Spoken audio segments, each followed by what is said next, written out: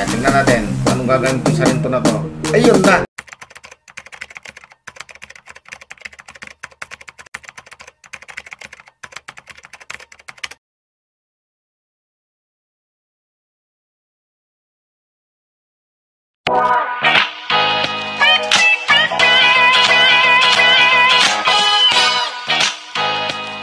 Salamat po tayo Mento and like and share po.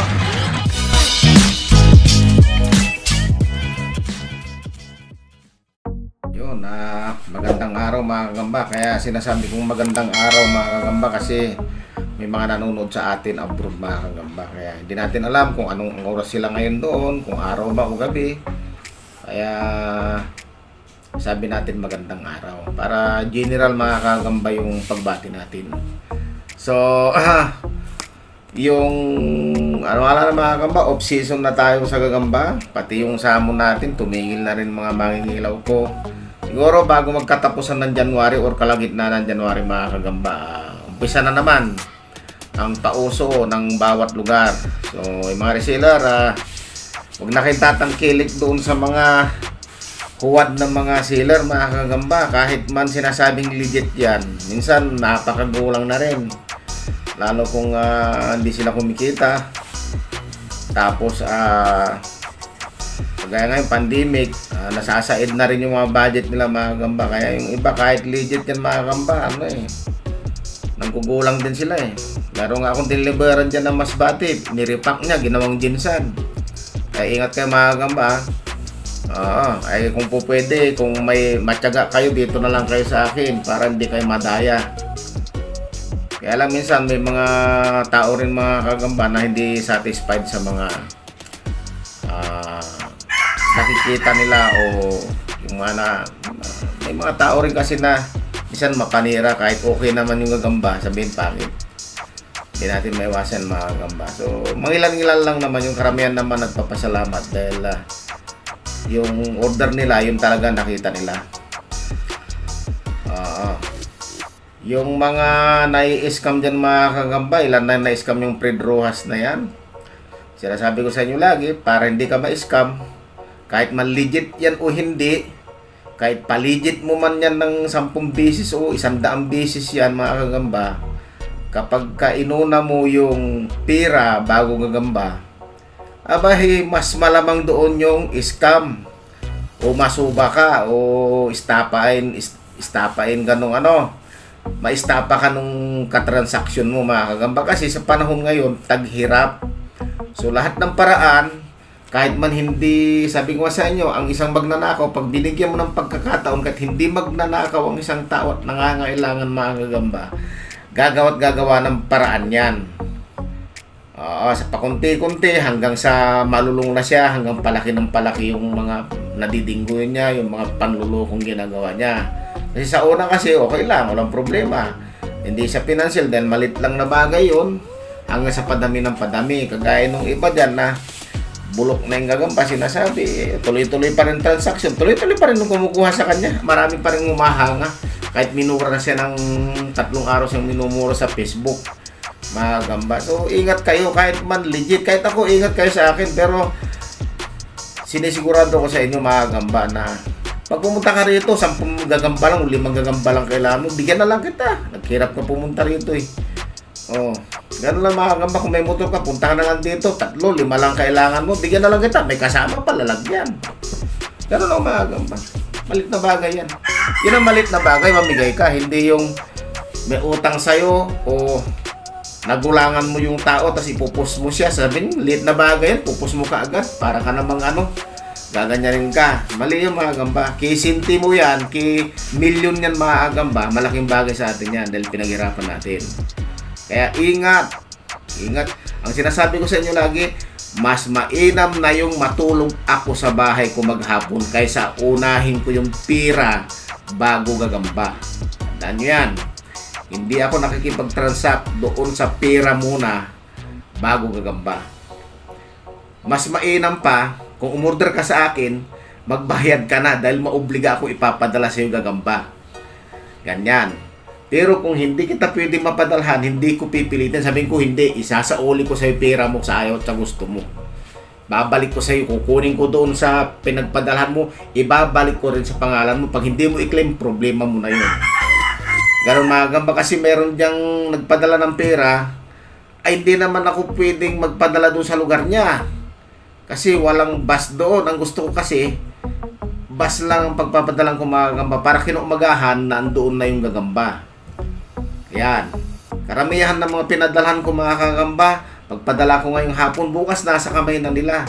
Kung may patay man siguro, pinakamarami na 5 piraso, pero pinapasubrahan ko lagi padala ko.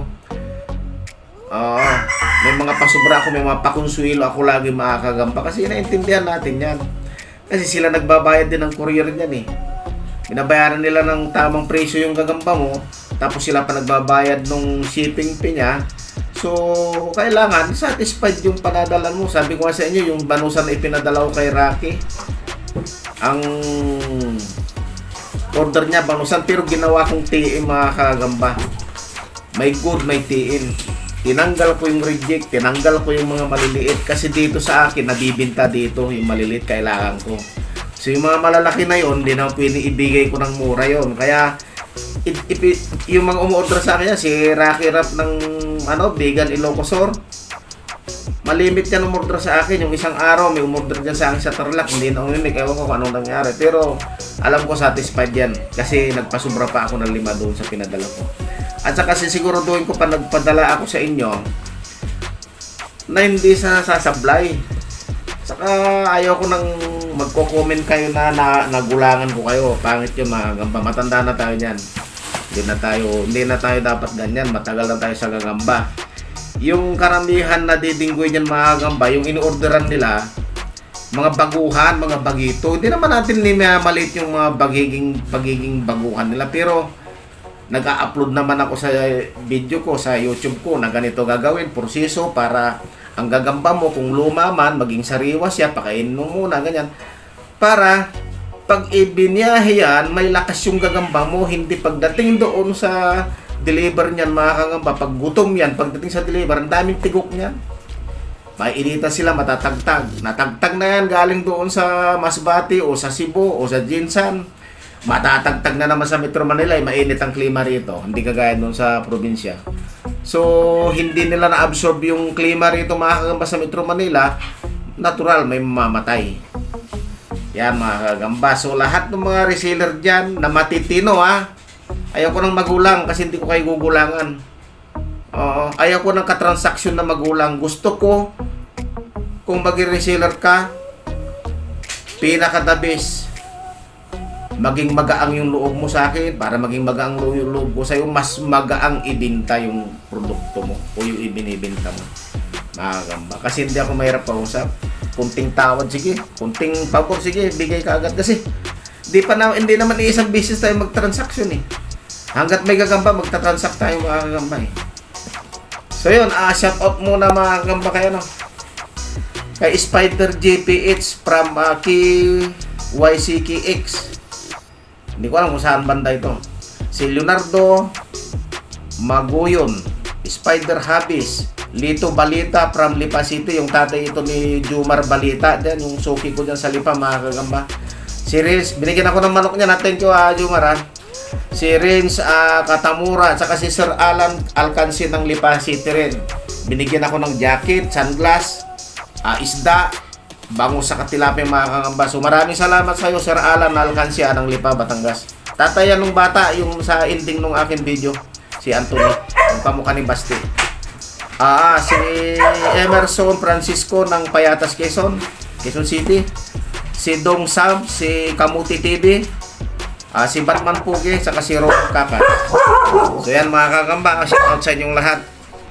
So, yan mga kagamba, mayroon tayong dalawang paglalabanan. Isang paglalabanan yan ang picture. Ayan, isang Jinsan ito mga kagamba. Ito yung tumalo doon sa Tagalog ko na malaki. Si Negro, si Nazareno to kung tawagin Nazarinto siya. Ito mga kagamba yan Ito yan, ayan. Nakita nyo, ayan ang kalaban yan mga kagamba, baby sabon ito to. Kaya lang kulangan ito sa harap. Pero mas malaki siya di hamak, ayan Kulang sa harap yan. Ito na lang natitirang salmon ko mga kagamba. Tumigil na yung mga hunter ko ng salmon kasi wala na silang mahuli. Tapos, ulan ng ulan sa Isabela. So, sa susunod na February mga kagamba, marami tayong salmon ulit. Paluluwasin ko ulit sila. Ayaw ko, kinakagat yata stick o natatai lang. Natatai lang yata. Uy, tayo ka na. Ayan. So, tingnan natin mga kagamba. Hindi naging traidor ngayon itong itong ano na to, Sarinto itong Sarinto na to, Sarinto. Hindi siya naging traidor. So, tingnan natin ulit ha. Ayan, tingnan natin kung anong gagawin itong Sarinto na to. Ayun na. Naku, nadali yata si Sarinto mga kagamba. Naku, magaling itong salmon na ito. Patay si Sarinto. Nadali. Nako, magaling tong salmon na to. Hindi binigyan pagkakataon si Sarinto. Ayan na.